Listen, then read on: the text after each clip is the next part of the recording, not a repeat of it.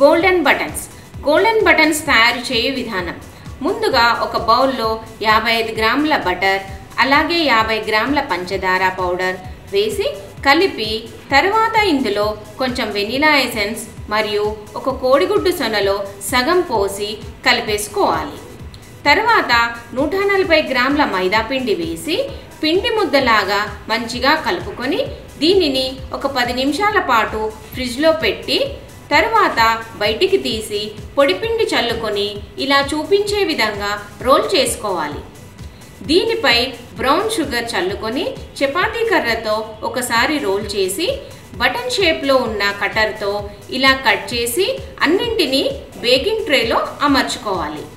ఇలా అమర్చిన తర్వాత వీటిని 180 డిగ్రీ సెంటీగ్రేడ్ వద్ద 12 నుంచి 15 నిమిషాల పాటు బేక్ చేసుకోవాలి. అంతే అండి.